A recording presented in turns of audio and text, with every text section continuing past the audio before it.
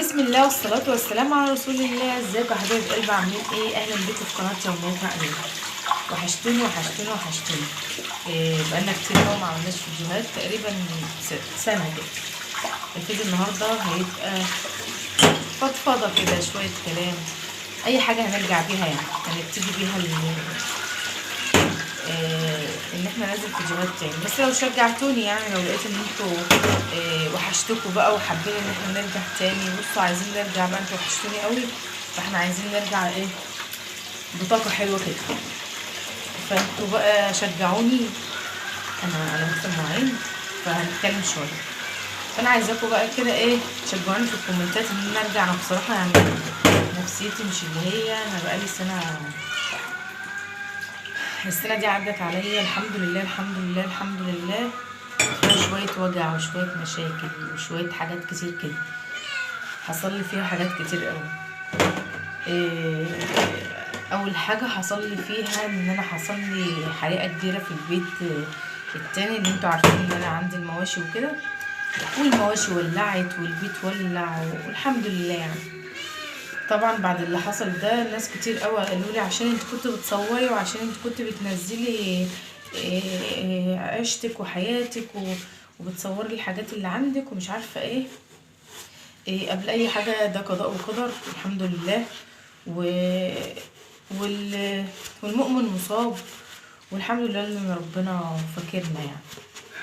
هي بصراحه كان موقف صعب قوي عليا وعلينا كلنا يعني، وعلى اهل بيتي، خصوصا ان انتوا تشوفوا حيوان محروق وبيتألم وانتوا مش عارفين تعملوا حاجه، مش بايديكوا حاجه تعملوا. تقريبا الحاجه كلها اتحرقت. قعدنا يعني شقانا كله، الحمد لله.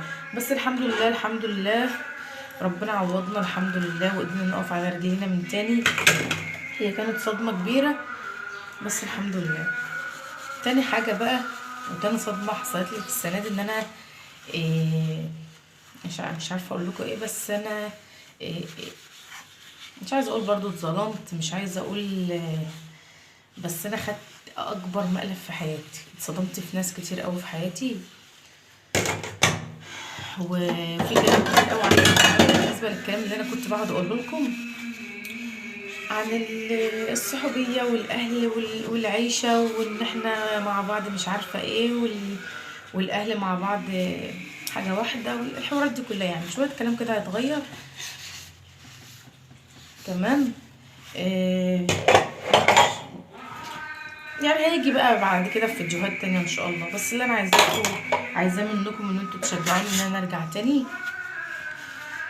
لان انا حابه كده والله. انتوا وحشتوني، وانتوا اساسا كنتوا بتدوني طاقه، يعني ان انا اشتغل واشوف طلبات بيتي طبعا كلنا بنعمل طلبات البيت ومش عارفه بس لما ابقى بصور ببقى متشجعه اكتر، ببقى عايزه اعمل فيديوهات اكتر.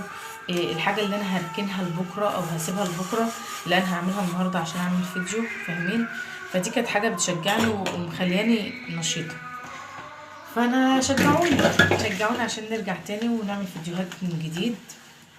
بس حابه ان انا اغير في فيديوهات شويه، يعني مش شرط ان انا ابين كل حاجه في حياتي يعني قوي، او ان انا مثلا اعمل اليوم كامل، او انا هطبخ النهارده، يعني هيبقى يوم عادي كده، شويه هزار بقى على ضحك على فرفشه بتاع، عشان نفتح القناه برضو تاني، وفي نفس الوقت نبقى مع بعض. مثلا ممكن اعمل فيديو يبقى فيه مثلا حل مشكله، او اي حد فيكم عنده كلام عايز يفضفض ماشي، في مشكله مش عارفين تحلوها تبعتوها لي وانا هقولها، وكل واحد يمكن يبقى عندي حل، ممكن يبقى عند اي حد من اللي هيشوفونا حل. فان شاء الله باذن الله هنعمل كده يعني باذن الله. فانا عايزاكم بقى تشجعونا عشان نرجع بقى تاني، ونرجع باشعاراتنا، ونرجع بقناتنا، وتبقى قناه جامده كده زي الاول. فانا مستنياكم انتوا تشجعوني. فانا بشكركم وبشكر اي حد هيشجعني وهيقول لي كملي.